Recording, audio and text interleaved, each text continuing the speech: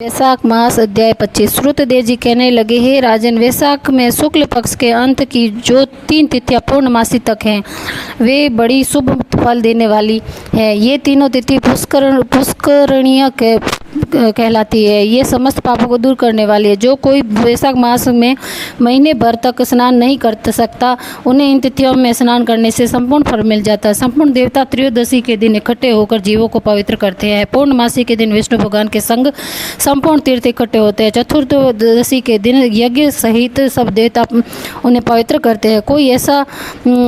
कोई कैसा है ब्रह्मघाती अर्थात मद्यपान करता हो, ये सबके पवित्र करते हैं। प्राचीन काल में वैशाख की एकादशी के दिन विष्णु भगवान ने अमृत उत्पन्न किया। द्वादशी के दिन उसकी रक्षा की। त्रयोदशी के दिन देवताओं को अमृत पिलाया और चतुर्दशी के दिन वे देवताओं के विरोधी दैत्यों का नाश कर उस पूर्णमासी के दिन देवताओं ने अपने राज्य को प्राप्त किया। इससे देवताओं ने प्रसन्न हो इन तीनों तिथियों को प्रीतिपूर्वक प्रस्फुल्लित चित्त से वरदान दिया था। वैशाख मास की ये तीनों तिथियां शुभ है, पुत्र पौत्र आदि फल देने वाली और मनुष्य के पापों को दूर करने वाली है। जो अधन मनुष्य संपूर्ण वैशाख मास में स्नान नहीं कर सकते, वह इन 3 तिथियों में स्नान करके पूर्ण फल प्राप्त कर लेते हैं। जो मनुष्य इन तिथियों में भी स्नान दाना आदि नहीं करते, वह चांडाल की योनि में पाते हैं, फिर रोरर नरक में जाते हैं। जो इन 3 तिथियों पर गरम से जल से स्नान करते हुए 14 मनवंतर तक रोरव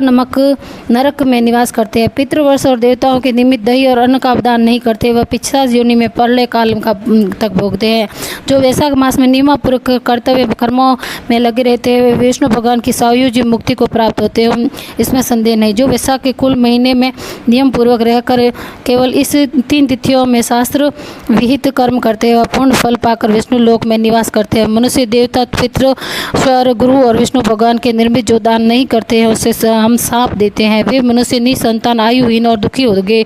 ऐसा देवता वर देकर अपने अपने धाम को चले गए। अतएव इन तीनों तिथि बड़ी पुण्यकारी और संपूर्ण पापों का नाश करने वाली है तथा ये तीनों पुष्करणीय कहलाते हैं। पुत्र और पौत्र को बढ़ाने वाली है। स्त्री पूर्णमासी के दिन ब्राह्मण को मालपुआ और खीर भोजन कराए, वह कीर्तिमान पुत्र पावे। पिछले इन्हीं 3 दिन में जो कोई गीता का पाठ करे, उसे प्रतिदिन अश्वमेघ यज्ञ करने का फल मिले, इससे कोई संदेह नहीं है। जो कोई इन 3 तिथियों में विष्णु सहस्त्र नाम का पाठ करता है, उसे पूर्ण फल के कहने की तो किसी में भी स्वर्ग अथवा पृथ्वी पर सामर्थ्य नहीं है। पूर्णमासी के दिन जो कोई सहस्त्र नाम का पाठ पढ़े, एक नाम पर मधुसूदन भगवान को दूध से स्नान कराए, वह उसके सब पाप दूर हो जाते, वह विष्णु लोक को जाता है। जो सभी उत्तम पदार्थों द्वारा मधुसूदन भगवान का पूजन करे तो कल्पांत में भी उसके पुण्य क्षीण नहीं होते हैं। जो कोई मनुष्य वैशाख में न स्नान करे, न दान करे, ब्रह्म हत्यारा, गुरु घाती और पितृश्वरों का नाश करने वाला होता है। जो कोई नित्य प्रति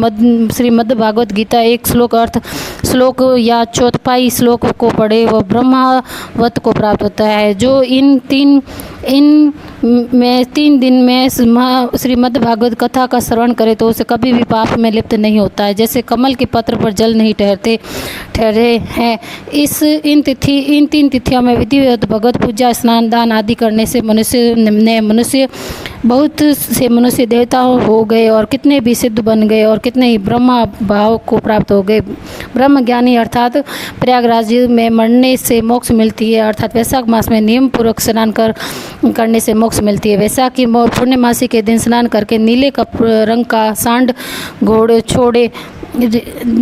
का सांड छोड़े तो समस्त बंधन से छूटकर धर्म अर्थ काम मोक्ष प्राप्त होता है। जो गरीब कुटुंबी ब्राह्मण को गोदान देता है, वह अकाल मृत्यु से छूटकर परलोक में परम पद पाता है। जो मनुष्य वैशाख की पूर्णमासी को बिना स्नान दिए किए बिता देते हैं, वह 100 जन्म तक कुत्ता की योनि में पड़कर विष्ठा के कीड़े होते हैं।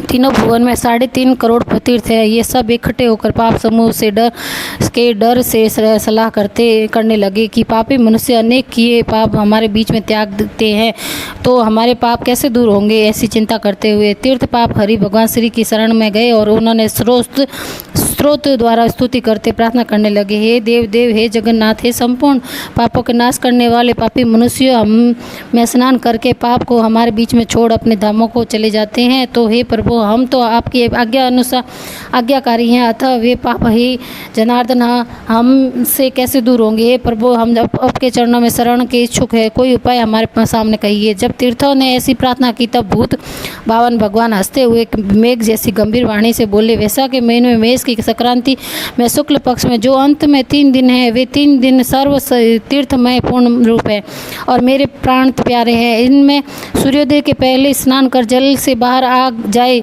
जिससे सब प्रकार के दो पाप से छूट पूर्ण रूप में निर्मल हो। उन 3 दिवसों के बीच जो कोई स्नान नहीं करते उन मनुष्यों में ही पाप स्थिर रहता है। जो पाप तुम्हारे बीच में उनके निकल कर इकट्ठे हुए हैं, वो मनुष्य इस प्रकार आप तुम्हारे बीच में पाप छोड़ गए हैं, वह उनमें रहते हैं। ऐसे तीर्थ पहाड़ विष्णु भगवान ने तीर्थों का वरदान दिया। ऐसी कोई और ऐसी आज्ञा दे, योग बल से वहीं अंतर्ध्यान हो गए। सब तीर्थ अपने अपने धाम को चले गए।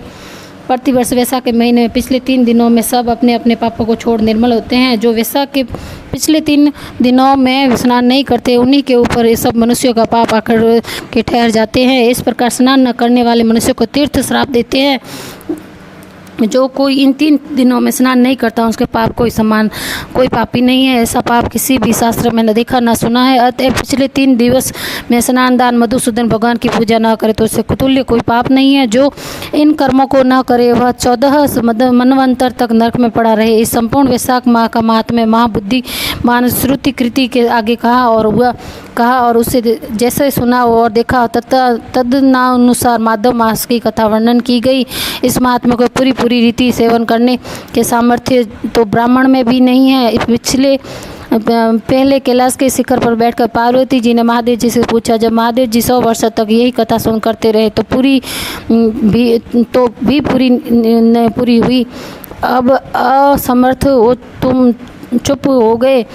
विष्णु भगवान जगन्नाथ श्री नारायण बिना कोई भी पूर्णतया वैशाख मास का वर्णन कर सके हैं।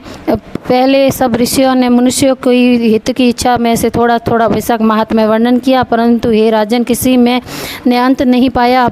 असमर्थ होकर सब बैठ रहे। तो वैशाख मास में दान आदि सत्कर्म कर, इससे निश्चय ही मुक्ति मिलेगी।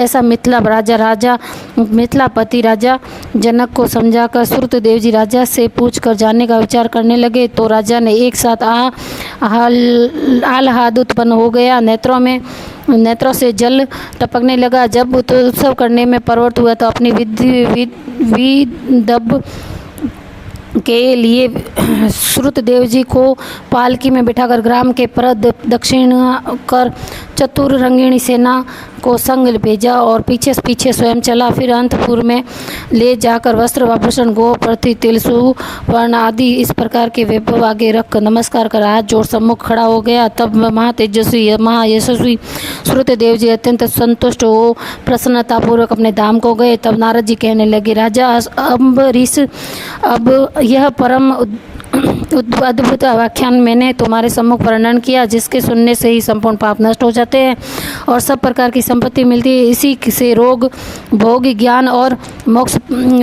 से भोग ज्ञान और मोक्ष प्राप्त होता है, सब रोग दूर होते हैं। नारद जी के ऐसे वचन सुन यशस्वी राजा अम्बरीश मन ही मन ऐसा प्रसन्न हुआ कि बाहर के सब व्यापार छोड़ दिया और दंड की तरह पृथ्वी पर गिर सिर से प्रणाम करने लगा तथा सब प्रकार के ऐश्वर्यवान पदार्थों से नारद जी की पूजा की। फिर भगवान नारद मुनि ने राजा से पूछकर अन्य लोग चले गए, क्योंकि साप के मारे वह एक जगह नहीं रहते थे। राजर्षि अम्बरीश भी नारद जी के कहे गए इस शुभ का धर्मों का विचरण करते निर्गुण परम ब्रह्मा में लीन हो गए। सूत जी बोले, जो कोई इस पाप के नाश करता और पुण्य को बढ़ाने वाले परम अद्भुत व्याख्यान को सुनता और पाठ करता है, उन परम गति को प्राप्त होता है तथा अपने घर में हाथ से लिखी पुस्तक है।